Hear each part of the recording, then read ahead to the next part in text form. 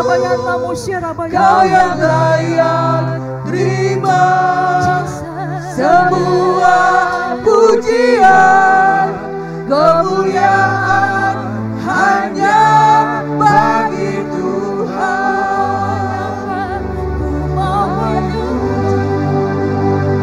Ku selalu puji, Mereka sembah bagi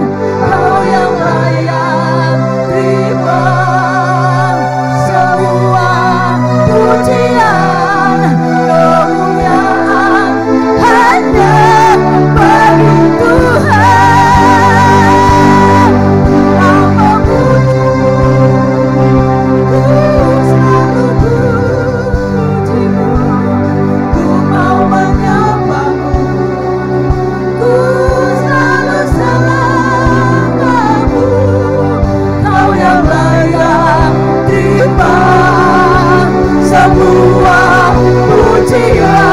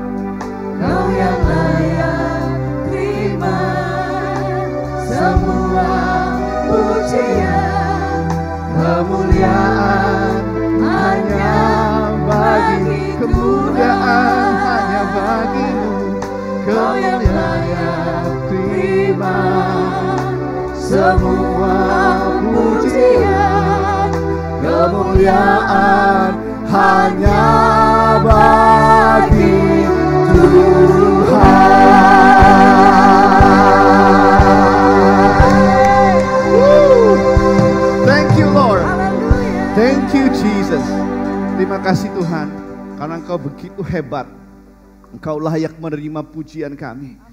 Kami bersyukur Tuhan Yesus atas hadirat-Mu saat ini. Berbicaralah di tengah-tengah kami ya Roh Kudus. Kami merindukan terjadi terobosan ilahi di tengah-tengah kami. Terjadi pemulihan di tengah-tengah kami. Sehingga kami ketika pulang, kami membawa api di mana kau utus Tuhan. Di mana kami tempatkan Tuhan Yesus. Terima kasih Bapa Surgawi. Dipermuliakanlah namamu Tuhan Yesus. Dikuduskanlah namamu senantiasa. Dalam nama Yesus Kristus kami bersyukur dan berdoa. Haleluya. Amin. Silakan duduk saudaraku. Shalom. Saya bersyukur saya melihat wajah-wajah yang hamba-hamba Tuhan luar biasa saat ini. Saudara boleh lihat kiri dan kananmu. Lihatlah orang-orang yang Tuhan pakai dengan luar biasa. Tahukah saudara bahwa Tuhan selalu pegang kendali. Tuhan selalu pegang kendali. Banyak orang berpikir, bahkan dunia ini berpikir, bahwa Tuhan meninggalkan bumi ini dengan adanya wabah ini. Di mana-mana orang mempertanyakan, mengapa ini terjadi? Bahkan bagi seorang hamba Tuhan sekalipun. Kenapa ini terjadi? Ekonomi di dunia begitu rusak. Bahkan seorang pemimpin dunia beberapa tahun yang lalu, bukan di Indonesia, dia bilang apa? Tidak ada begitu kuatnya fondasi ekonomi negara itu. Bahkan tidak ada satupun di dunia ini yang akan dapat mengubahnya, kata pemimpin itu. Beberapa bulan setelah dia mengatakan itu, terjadilah wabah ini. Dan negara itu mengalami kemerosotan ekonomi yang luar biasa hingga saat ini. Dan ini tidak terjadi hanya di negara itu, bahkan di seluruh dunia. Tuhan menggoncangkan apa yang dapat digoncangkan. Supaya yang tidak tergoncangkan, yaitu Tuhan semesta alam, Yesus Kristus. Dia bisa menunjukkan dirinya bahwa dialah yang tidak tergoncangkan. Amin saudaraku. Dan dia sampai saat ini masih pegang kendali. Dan dialah Tuhan kita, Yesus Kristus. Amin. Haleluya, haleluya. Mari kita semua baca sama dari Matius pasal yang ke-16.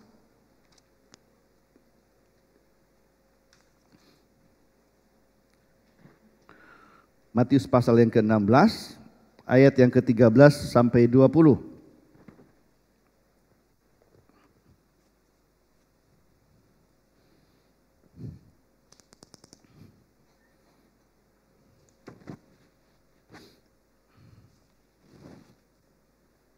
Sudah dapat semua? Baik, saya akan bacakan bagi saudara Matius 16 ayat 13 sampai 20. Ini pengakuan Petrus.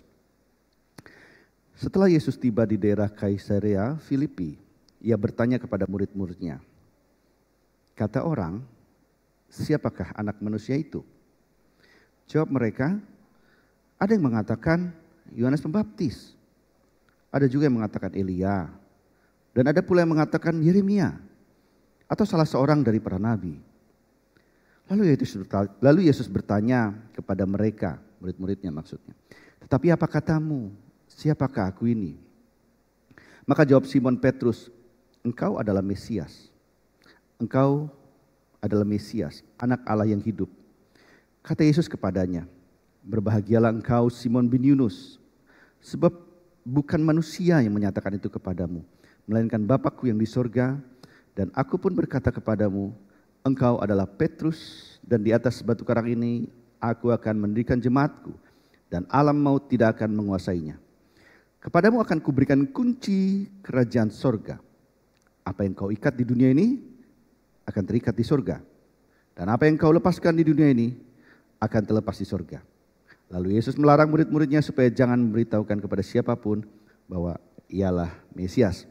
Berbahagialah setiap orang yang mendengar firman Tuhan dan melakukannya, karena dia akan diberkati oleh karenanya. Amin. Baik. Saudara punya handphone semua?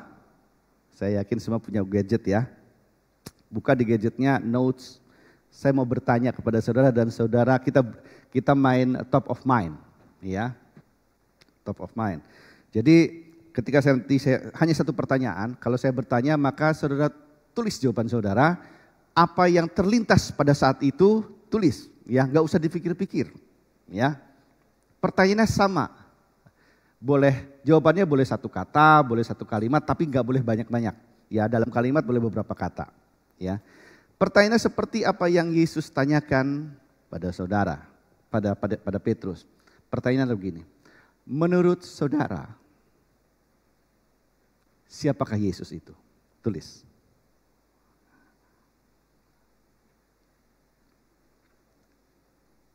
Udah? Gak usah dipikir-pikir. Karena saya yakin semua pasti tahu jawabannya. Ya. Kita akan cek. Ya. Saya mau tanya aja beberapa. Pak Kasmaran, apa jawaban Bapak? Siapakah Yesus itu? Anak Allah. Baik. Siapakah Yesus itu? Tuhan dan Raja. Kamu tulis nggak? Nggak bawa HP. Baik. Siapa lagi di sini? Pak Marolo, apa yang kamu tulis? Siapakah Yesus itu? Anak domba Allah. Pak Tosa, apa yang Pak Tosa tulis? Allah dan Juru Selamat. Bu Dewi, apa yang Ibu Dewi tulis? Tuh, lihat. Suami istri aja jawabannya beda ya. Tetapi itulah yang disampaikan dan ada top of mind namanya. Siapa yang jawabnya Tuhan itu baik? Enggak ada. Siapa yang jawabannya Tuhan itu setia? Enggak ada. Siapa yang jawabannya Tuhan itu hidup? Enggak ada. Baik. Gak apa-apa, saya hanya ingin mengetahui saja. Jadi banyak di antara saudara jawabannya adalah berkisar Allah, anak domba, raja, juru selamat. Ya betul ya? Oke, nanti kita pelajari apa yang dimaksud. Ini tidak bicara benar dan salah ya. Semua benar. Amin. Ya. Ada yang jawabannya lain daripada yang pernah disampaikan tadi? Angkat tangannya. Tuhan itu kasih. Ada lagi jawaban yang lain? Raja segala raja. Baik. Ada lagi yang lain? Yang berbeda? Enggak ada? Mesias. Ada lagi? Enggak ada. Baik. Kita lihat apa yang terjadi pada Petrus. Jawab mereka, ada yang mengatakan Yohanes Pembaptis, ada juga yang mengatakan Elia, dan ada yang mengatakan Yeremia, dan ada yang mengatakan nabi-nabi.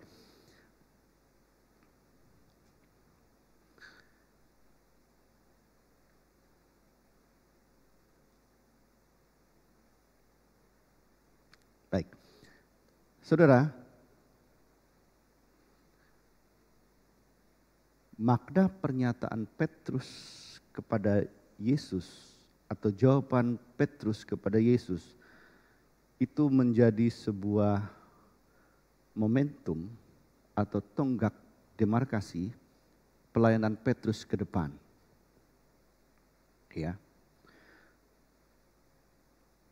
Ketika dia tanya, menurut orang siapakah aku ini? Yesus bertanya juga, menurutmu siapakah aku ini? Jawaban Petrus sederhana. Engkau adalah Mesias, anak Allah yang hidup. Lihat tanggapan Yesus. Berbahagialah kamu, hai Simon bin Yunus, karena bukan manusia itu yang menyatakan itu kepadamu, tetapi Allah yang menyatakan itu kepadamu.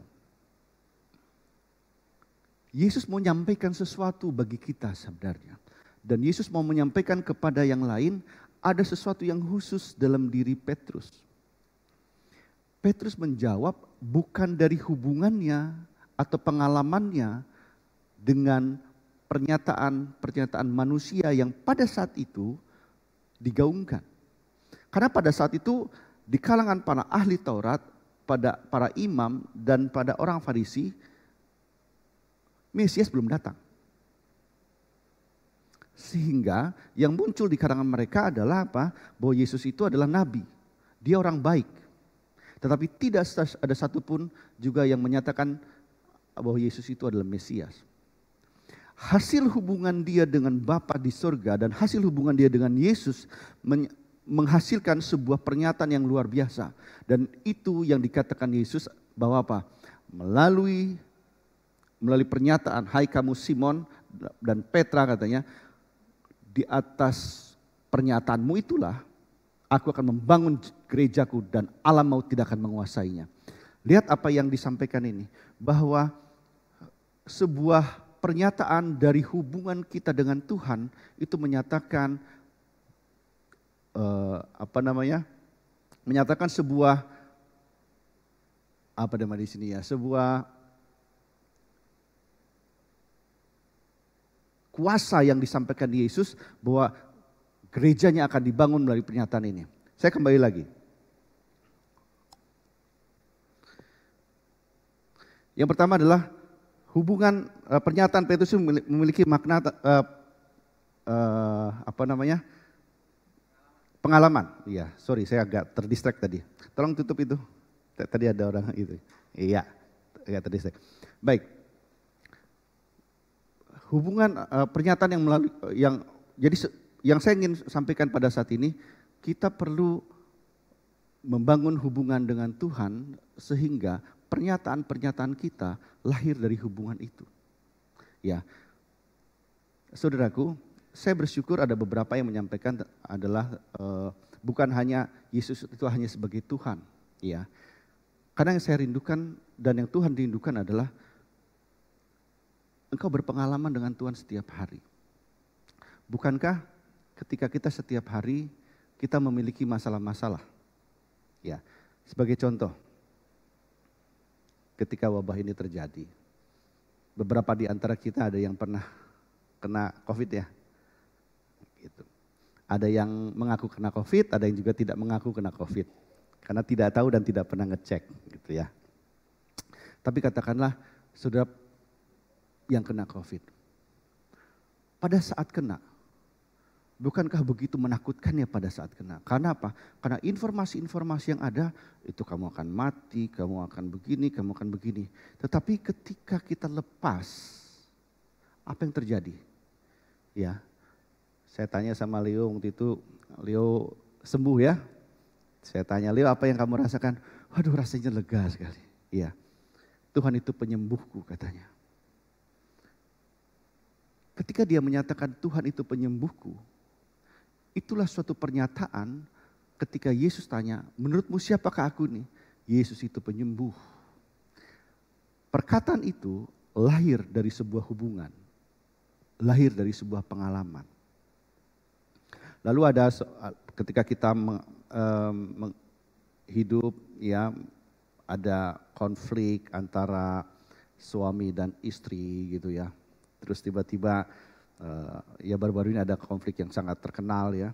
Lalu suami dan istri tiba-tiba berdamai. Muncullah sebuah pernyataan. Allah itu damai sejahtera. Ya. Terus ada beberapa orang yang diberkati bisnisnya, ya. Bisnisnya berhasil, dia memenangkan tender, ya. Terus dia bilang, Allah itu, Tuhan Yesus itu baik. Lalu ada lagi dia berdoa untuk anaknya masuk masuk perguruan tinggi yang diinginkan, perguruan tinggi negeri, ya. Lalu Tuhan bilang apa? Tuhan Yesus itu baik. Betul? Itu muncul. Lalu apa yang kira-kira terjadi ketika apa? Ketika engkau masuk dalam sebuah masalah. Mobilmu mogok di tengah jalan. Kira-kira apa yang terjadi? Hah? Apa lagi ini? Betul? Lalu tiba-tiba motormu kau parkir di tempat parkir. Tiba-tiba hilang. Oh Tuhan. Ya. Tahun 2020 yang lalu ada COVID. Ada bisnis yang hilang. Kau nggak dapat THR atau gajimu dikurangi 50%. Apa yang terjadi? Harga-harga naik, ya. Apa yang kita katakan pada saat itu? Apakah engkau berpengalaman dengan Tuhan atau engkau mengeluh? Itulah yang disampaikan oleh Yesus. Pada saat engkau berpengalaman dari hari ke hari, menurutmu siapakah aku ini, kata Tuhan. Ketika pelayananmu tidak seperti yang kau harapkan. Ketika anakmu yang kau didik tidak seperti yang kau harapkan, menurutmu siapakah Yesus itu? Hasilnya sudah ada, anakmu gagal misalnya masuk perguruan tinggi. Atau anakmu bandel, atau papamu, atau istrimu tidak seperti yang kau harapkan. Menurutmu siapakah aku ini, kata Yesus. Kau rindu akan pelayanan ini? Siapa yang merindu pelayanan ini diberkati dengan luar biasa? Saya percaya. Tapi Tuhan, bertahun-tahun kami doakan, bertahun-tahun kami impi-impikan. Kok nggak kejadian-kejadian Tuhan? Menurutmu siapakah aku ini, kata Tuhan? Apakah Yesus yang pembohong? Apakah Yesus yang hanya janji-janji aja? Yesus perjanji kuling? Tahu janji keling? Dia hanya janji besar, tetapi tidak pernah menepati janji. Dan ini pertanyaan mendasar bagi kita masing-masing. Saudara, ketika saya mempersiapkan ini menyentuh hati saya. Dan saya mengalami bahwa Tuhan, aku harus berubah. Karena aku sering sekali, aku bersyukur ketika aku mendapatkan sesuatu yang baik dari Tuhan. Tetapi ketika aku mengalami tantangan, kadang-kadang aku suka mengeluh. Aku harus berubah. Karena pertanyaannya tetap sama. Menurutmu secara pribadi, siapakah Yesus itu? Ketika engkau mengalami hal-hal yang tidak kau inginkan. Engkau berdoa untuk anakmu sakit, tetapi anakmu tidak kunjung sembuh, dan itu memerlukan biaya yang besar. Kau berdoa supaya anakmu juara, tapi ternyata mungkin ada yang tinggal kelas. Ya. Kau berdoa supaya bosmu itu berubah, naikin gajimu, tapi ternyata gajimu nggak naik tahun lalu. Ya. Kau berdoa untuk kau dikasih target begini, tetapi target itu sama sekali tidak bisa kau capai. Menurutmu siapakah Yesus itu? Kau punya target, mungkin ini buat orang-orang yang, mana anak muda ada di sini? Youth nggak ada ya, di sebelah sana ya? Ya. Mungkin kalau youth nanti ada yang nonton video ini, ya, ketika youth kau rindu akan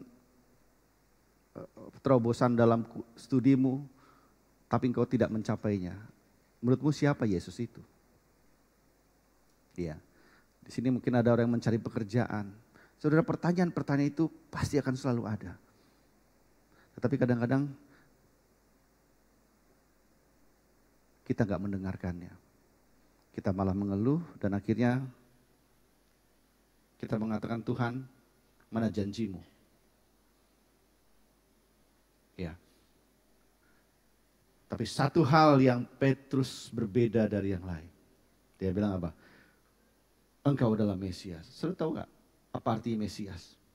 Mesias itu artinya the anointed one. The one anointed. Artinya apa?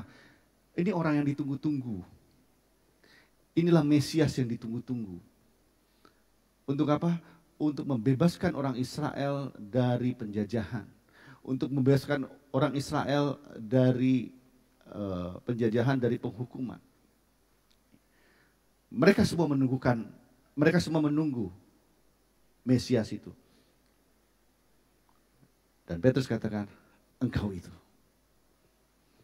Engkau yang akan membebaskan aku.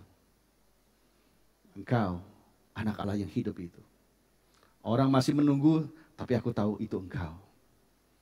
Saudara, pernyataan yang lahir dari hubungan dengan Tuhan. Itu yang pertama. Yang kedua, pernyataan Petrus itu memiliki makna melibatkan Tuhan. Ketika kita ingin melakukan atau membuat keputusan-keputusan penting dalam hidup kita, sejauh mana kita melibatkan Tuhan? Saya ambil contoh begini, saudara.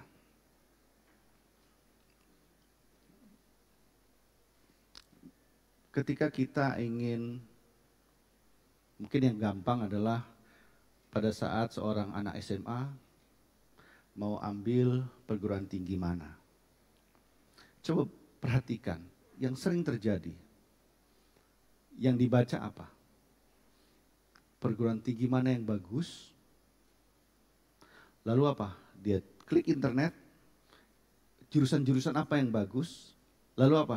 Jurusan-jurusan apa nanti gampang cari kerja? Betul nggak? Ya. Saya nggak bilang itu salah. Silakan lakukan itu.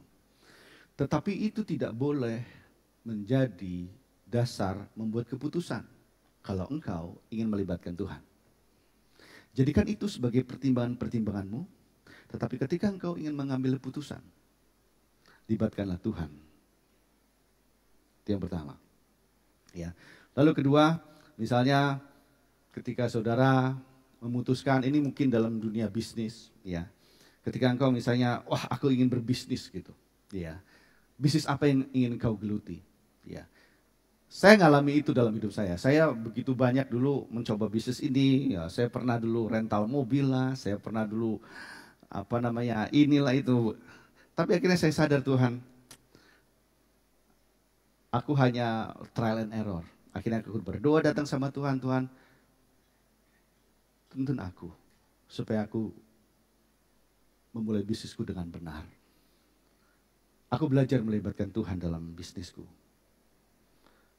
Dan saudara tahu, ketika aku memulai bisnisku, bertahun-tahun hasilnya tidak seperti yang diharapkan. Aku bersama istriku, aku berdoa supaya Tuhan menolong kami. Perjalananku tuh begini dalam dunia bisnis, ya. Naik dan turun. Tapi aku yakin, aku belajar melibatkan Tuhan. Karena aku yakin, apapun yang terjadi, kalau dalam bisnisku Tuhan dilibatkan, Tuhan akan buka jalan. Katakan amin. Petrus melibatkan Tuhan dalam keputusannya. Dia bilang apa? Dia tidak bertanya kepada manusia, dia tidak ngobrol-ngobrol sama teman-temannya saat itu, para murid-murid, tapi dia bilang apa? Itu kata orang bahwa engkau adalah nabi, tapi kataku, engkau adalah Mesias. Dia bersekutu dengan Tuhan dan dia putuskan, dia sampaikan itu. Saudara, banyak kita, sebagai contoh lah ya, di dalam pekerjaan kita, pernahkah kita dengan berani menyampaikan ketika ada seorang kawan kita dari latar belakang lain, lalu bertanya, menurutmu siapa Yesus itu? Gitu. Ya, karena biasanya ada perdebatan-perdebatan. Ya. Pernah nggak kalian sampaikan bahwa ada sesuatu yang secara pribadi, bukan engkau hanya menyatakan Yesus itu Tuhan, tapi kau sampaikan, kamu tahu nggak bahwa Yesus itu yang menolong hidupku. Setiap jam, setiap hari, aku dipelihara oleh dia. Aku dilindungi oleh dia. Sama sekali aku tidak pernah takut menghadapi segala macam cobaan. Karena aku tahu dia adalah pelindungku. Wah, dengan gagah katakan itu. Karena dengan kepercayaan. Ya, jadi menyamakan Yesus bukan hanya dari sebuah title saja, ya, dari sebuah frase-frase saja, tetapi apa? Tapi lahir dari sebuah pengalaman dan saudara putuskan untuk saudara sampaikan kepada orang-orang. Nah, pernyataan Petrus itu menghasilkan pernyataan Yesus. Yesus katakan gini.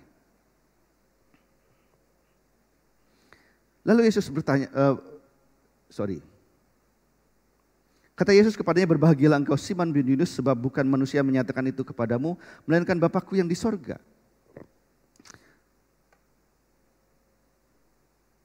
Lalu yang selanjutnya, tunggu.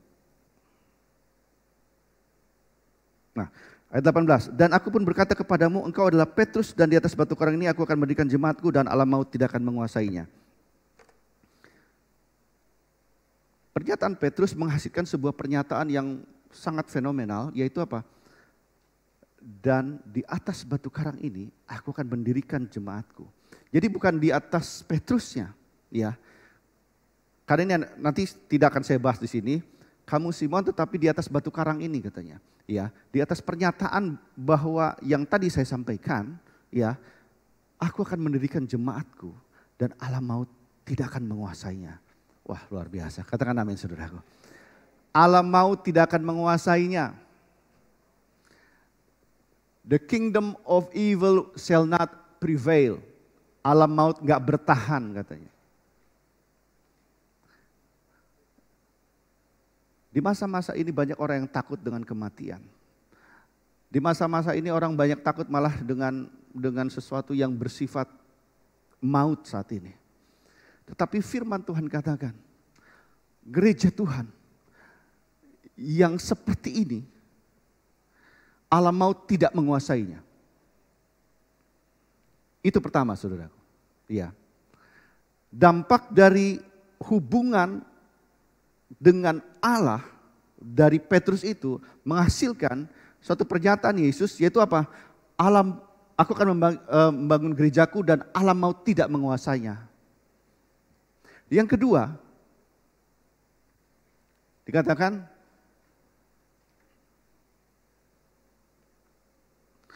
Yesus memberikan kunci, ayat 19, kepadamu akan kuberikan kunci kerajaan surga.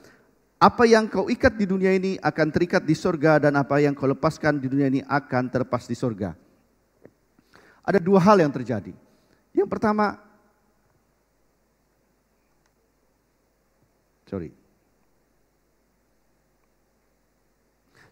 alam maut tidak menguasainya. Yang kedua, kunci kerajaan surga Tuhan berikan kepadamu. Kunci kerajaan. Apa yang kau ikat di bumi ini akan terikat di surga. Apa yang kau lepas di bumi ini akan terlepas di surga. Seorang hamba Tuhan mengatakan begini.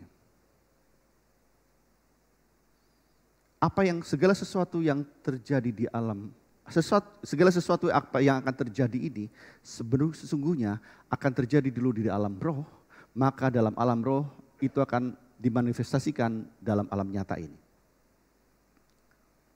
Itu sebabnya ini yang disampaikan oleh Yesus, apa yang kau ikat di bumi ini akan terikat di surga. Dengan kata lain, ketika engkau mengikat di surga, maka surga dengan kekuatan kuasanya, dengan segala powernya, itu akan memungkinkan dan menjamin itu terjadi di muka bumi ini. Apa yang mau kau ikat saat ini?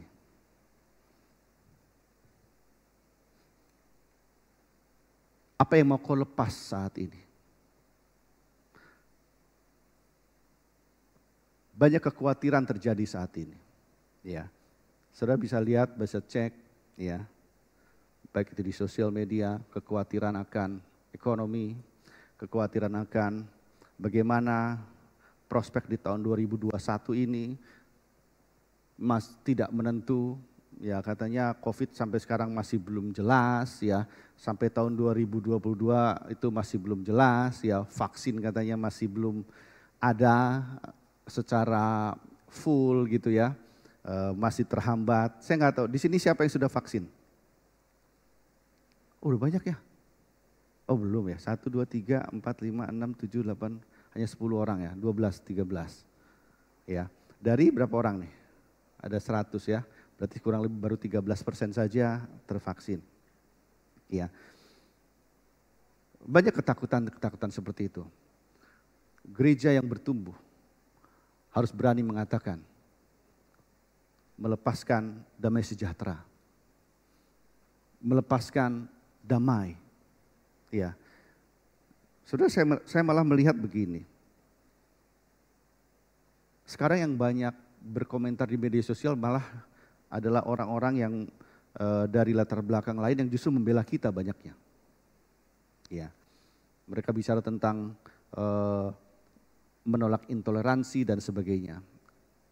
Saya melihat gereja malah tidak bertindak. Betul? Siapa di kalangan gereja yang bicara tentang toleransi? Saya nggak melihat. Ya. Tapi kalau saudara mau bertindak, ini saatnya. Jangan pernah takut. Ya. Mungkin kalau bilang, oh biarlah aja mereka yang ngomong, kalau mereka yang ngomong pasti mereka akan lebih baik. Siapa bilang? Gereja punya kuasa. Kalau gereja yang bicara, surga akan bertindak. Katakan amin. Kalau gereja yang bertindak, maka surga akan bertindak. Kalau gereja bersuara, maka surga akan bertindak. Kalau gereja melepaskan damai sejahtera, maka surga juga akan melepaskan damai sejahtera.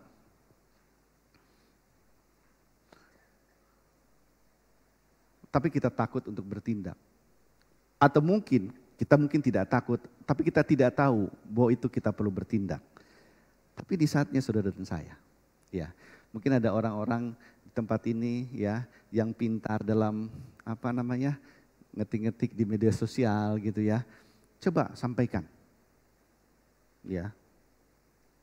Terus dia mungkin yang pintar-pintar buat vlog-vlog gitu ya, sampaikan ya bahwa aku mengasihi kalian begini bahwa Yesus adalah damai sejahtera, Yesus mengasihi kita semua, Yesus ada untuk saudara dan saya, Yesus mengasihimu. Udah, mungkin seperti itu saja. Ya, atau mungkin saudara punya hikmat-hikmat yang lain yang berasal daripada Tuhan, silakan. Ya, sampaikan. Engkau melepaskan damai sejahtera.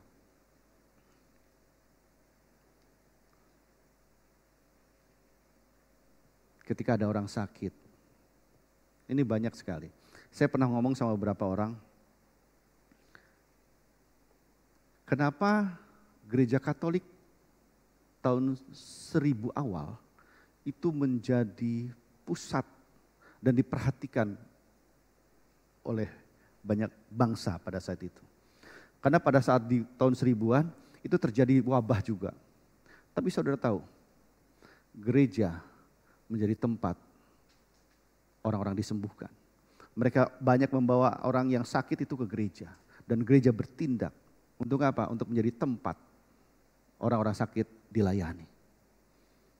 Mother Teresa. Kenapa Mother Teresa menjadi dibilang ibu bagi segala bangsa? Karena yang datang pada mereka bukanlah hanya orang Kristen. Semua agama, semua bangsa datang dan dilayani oleh dia. Gereja bertindak, saudaraku. Surga ikut bertindak.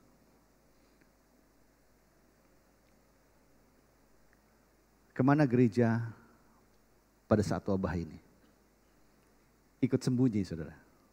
Tapi nggak apa-apa, itu yang kemarin. Tapi ini saatnya untuk gereja juga bertindak. Yang pertama, dia bertindak untuk berdoa. Ya, mari kita sama-sama berdoa supaya wabah ini tetap cepat berlalu bagi bangsa kita. Amin. Yang kedua, kita mulai bertindak. Saudara tidak perlu berusaha begitu hebat dan soalnya kita memobilisasi, that's fine. Mulai perhatikan 1 dan 2 orang. Kalau ada di tetanggamu yang sakit, kau perhatikan. Ketika orang lain menjauh daripada yang sakit COVID, kau datang. Bukan kau datangi, maksudnya kau bantu. Ya, karena kau datangi nanti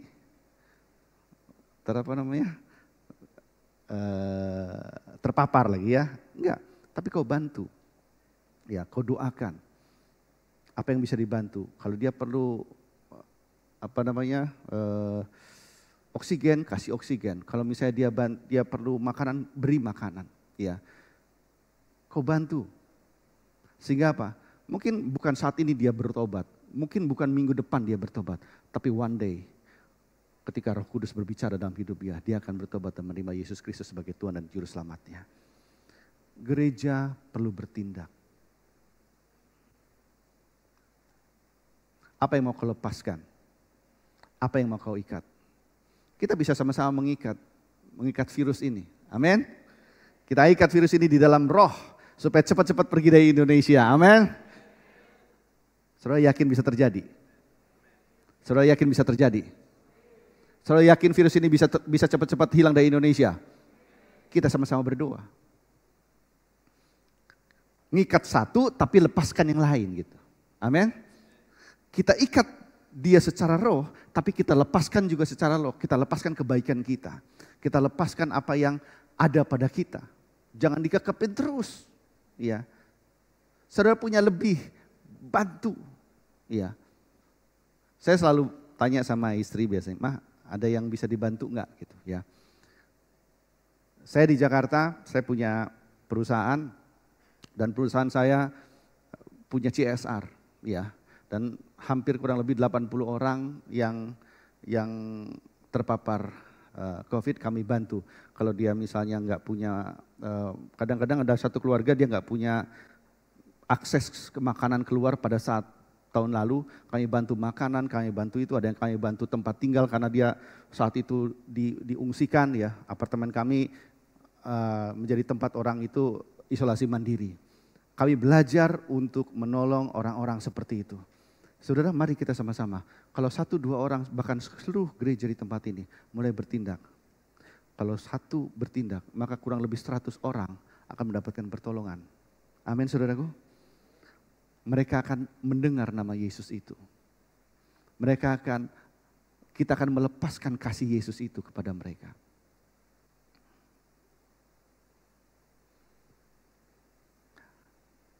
Tuhan Yesus bilang gini, "Kepadamu ku berikan kunci kerajaan."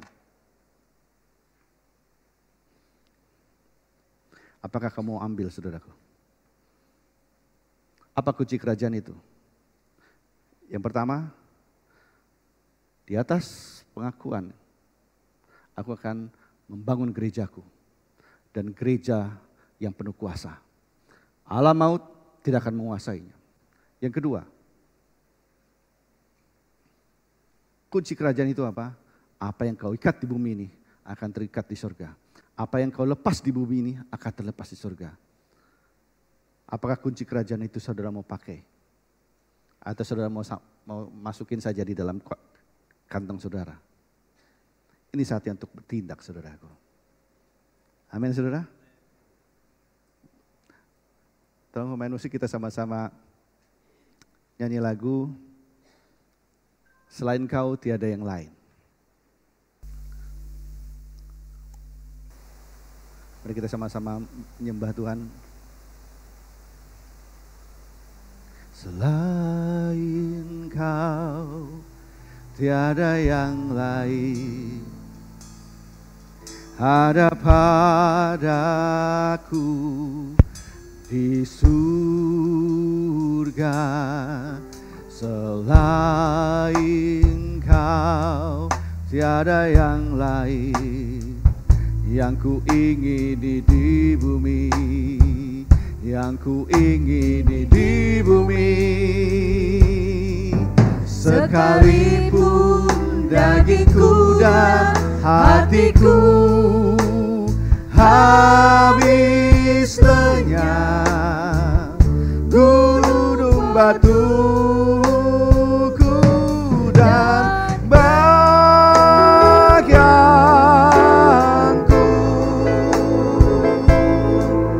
tetaplah Allah selama-lamanya. Selain Kau tiada yang lain, Tuhan.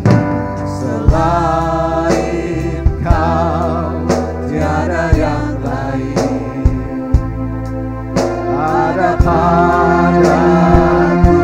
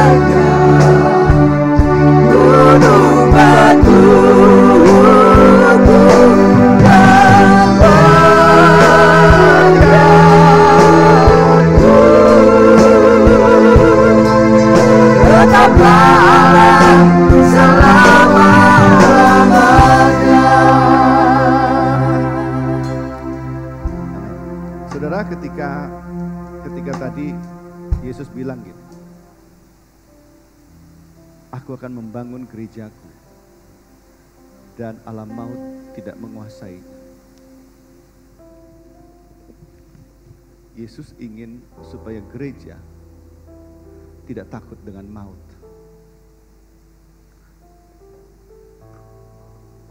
Bahkan dalam bahasa ini dia bilang, the kingdom of evil shall not prevail.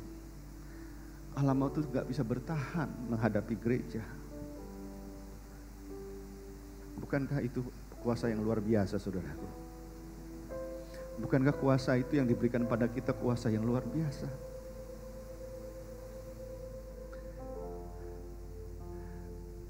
Tetapi gereja jarang menggunakan kuasa itu.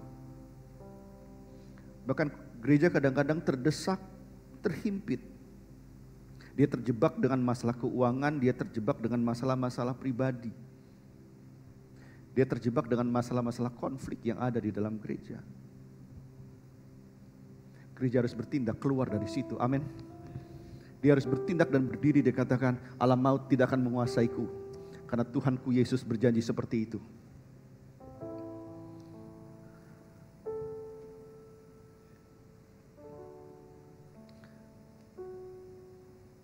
Ada beberapa pelayanan-pelayanan yang punya potensi. Yang pertama adalah pelayanan untuk orang-orang miskin. Pelayanan untuk orang-orang sakit. Mari kita doakan. Mari kita bangkit. Orang-orang yang memang melayani orang-orang seperti ini. Jangan takut. Tuhan akan menyertaimu. Tuhan akan memberikan karunia kesembuhan bagimu, saudaraku. Engkau yang rajin datang mengunjungi orang-orang yang sakit. Orang-orang yang miskin. Janji Tuhan. Kuasa kebangkitan itu menyertai engkau. Sehingga ketika engkau berdoa untuk orang sakit, orang itu akan sembuh. Bukan engkau yang menyembuhkannya, tetapi sorga itu turun menyembuhkan orang itu. Karena engkau sedang melepaskan kesembuhan itu.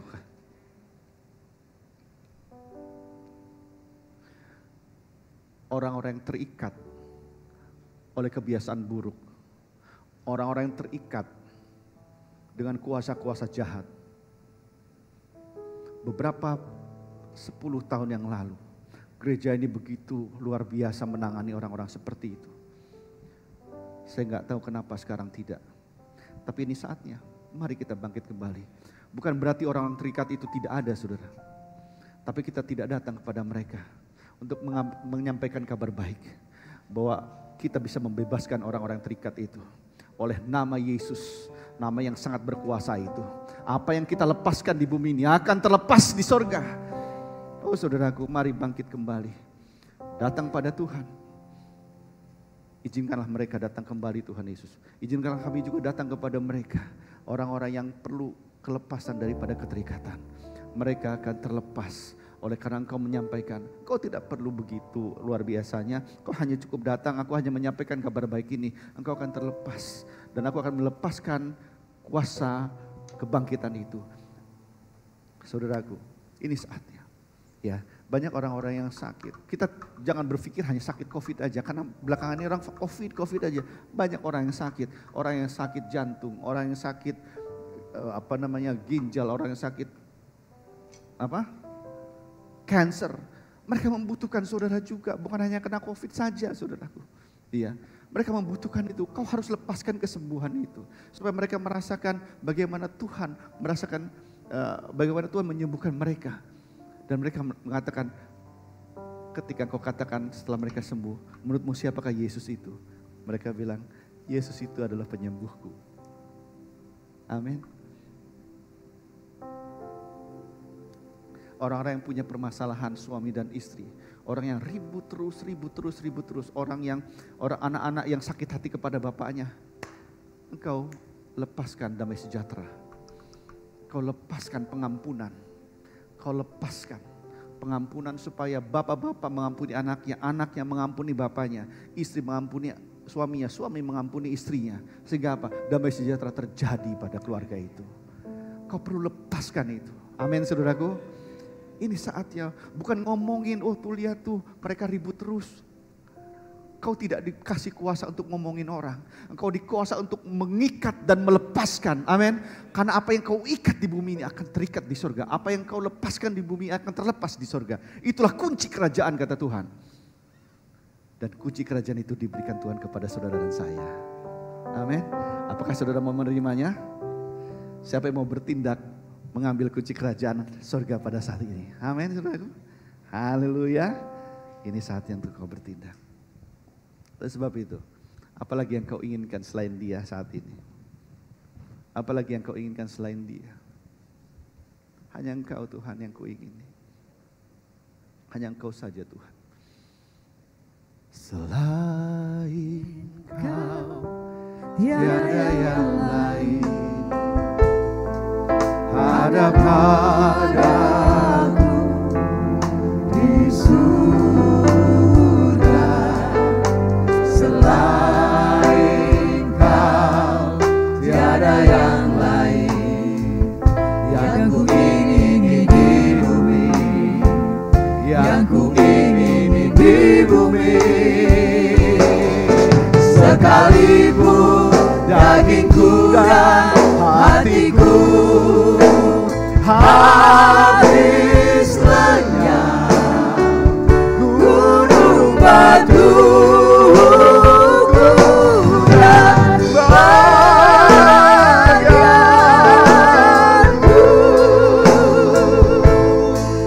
tetaplah Allah selama-lamanya. Mari kita semua sama-sama bangkit berdiri. Kita nyatakan iman kita kepada Tuhan saat ini. Tuhan, hanya Engkaulah Tuhan yang kami rindukan. Ada padaku di surga. Selain Kau tiada yang lain.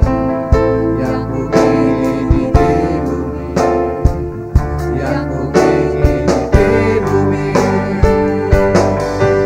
Sekalipun dagingku dan hatiku habis lenyap, gunung batu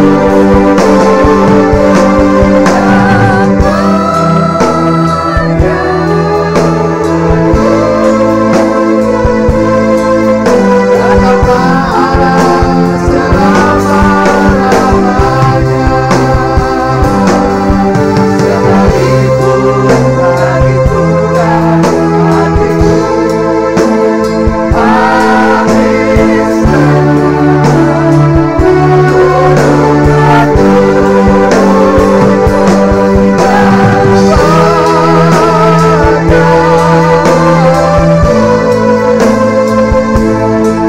tetaplah Allah selama-lamanya.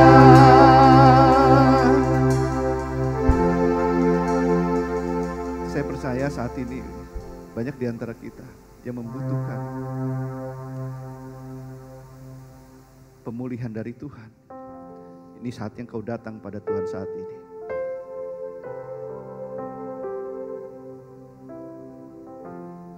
Kau perlu ambil kunci kerajaan itu. Dan kau mulai bertindak. Jangan kau tunggu-tunggu lagi. Kalau kau punya permasalahan di keluargamu, ambil kunci kerajaan itu. Kau ikat kuasa-kuasa si jahat yang mendalangi semuanya. Lalu kau buang jauh-jauh. Lalu kau lepaskan damai sejahtera. Kau lepaskan pengampunan. Kau lepaskan harapan. Kau lepaskan pengharapan Kristus. Bahwa ada harapan dalam semua itu. Kau lepaskan kesembuhan. Kau lepaskan. Kalau kamu punya masalah finansial, ini saatnya engkau datang kepada Tuhan. Tuhan berkati pekerjaanku. Tuhan berkati bisnisku. Tuhan berkati bosku. Tuhan berkati customerku. Tuhan berkati karyawan-karyawanku. Lepaskanlah damai sejahtera. Lepaskanlah pengharapan itu. Lepaskanlah sukses itu. Lepaskanlah kepada mereka. Karena mereka akan membuat engkau berhasil. Haleluya. Apa yang kau ikat di bumi ini akan terikat di sorga. Apa yang kau lepas di bumi ini akan terlepas di sorga. Dan sorga akan memastikan itu terjadi di bumi ini. Haleluya. Segala dagingku dan hatiku habis lenyap. Gunung batu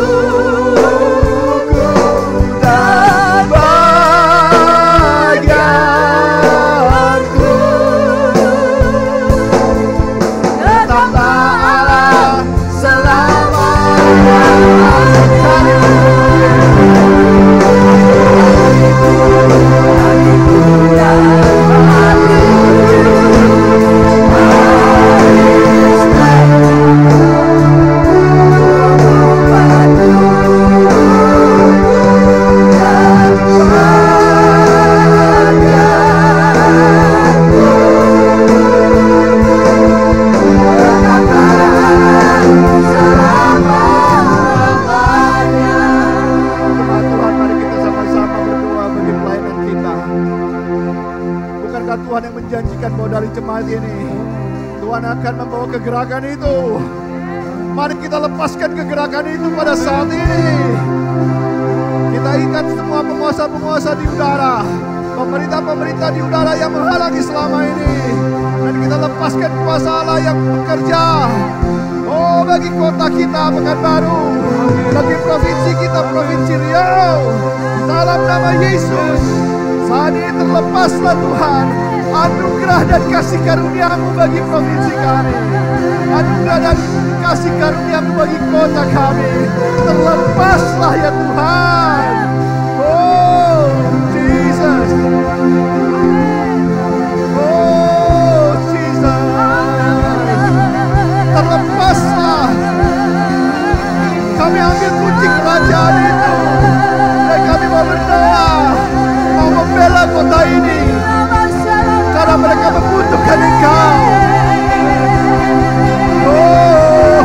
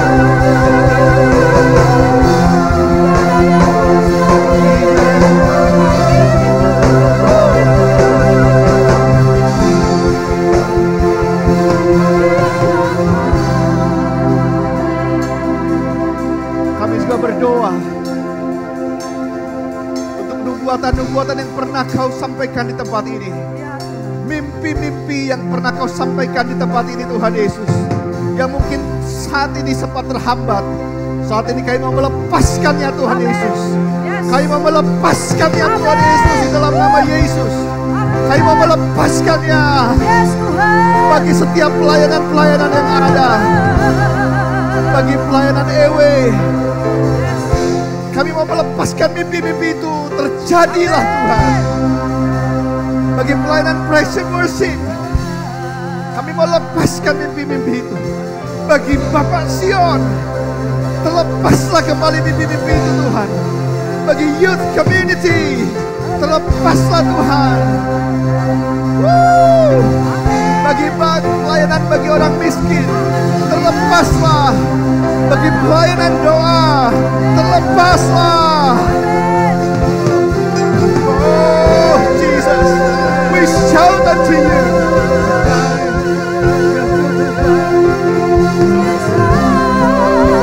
Bagi pelayanan mahasiswa, terlepaslah.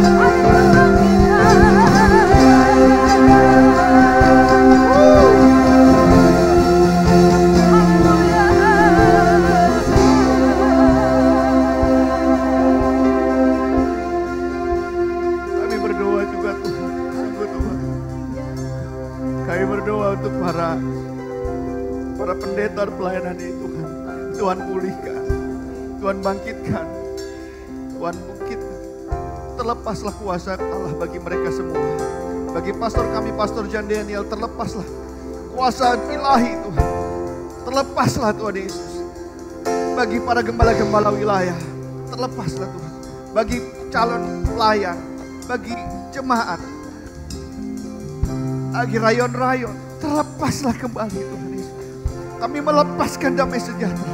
Kami mau melepaskan kuasa Allah, kuasa kesembuhan, kuasa untuk menasehati, kuasa untuk memberikan pelayanan-pelayanan. Kami berdoa Tuhan Yesus, terlepaslah. Dan kami berdoa terus Tuhan. Hamba berdoa supaya sungguh Tuhan, jemaat ini, jemaat yang ada dalam hati Tuhan, permata hati Tuhan. Aku berdoa biarlah Tuhan, kami semua boleh bersepakat pada hari ini untuk mengambil kunci kerajaan itu. Kunci kerajaan yang sebenarnya bertahun-tahun yang lalu telah Kau berikan kepada kami. Tetapi kami jarang menggunakannya. Di saat ini Tuhan Yesus, dengan penuh keberanian percaya kami mau belajar bertindak Tuhan Yesus. Karena banyak orang yang membutuhkan Engkau. Begitu banyak di luar sana yang masih membutuhkan Engkau Tuhan. Banyak orang yang masih sakit di sana. Banyak orang yang masih terikat Tuhan. Bahkan karena COVID ini, banyak orang yang tidak datang ke gereja. Dan malah tidak peduli lagi dengan gereja. Mereka membutuhkan Yesus Tuhan. Gereja harus bertindak Tuhan.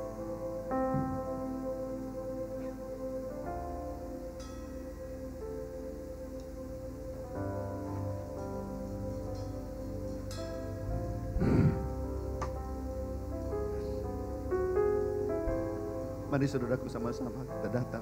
Kita minta pemulihan terjadi bagi kota kita. Mari sama-sama kita berdoa supaya pemulihan terjadi juga bagi pelayanan kita. Bagi orang-orang yang pernah kita layani, Tuhan pulihkan. Tuhan bangkitkan kembali. Tuhan bangkitkan kembali kerinduan itu. Haleluya. Haleluya. Haleluya.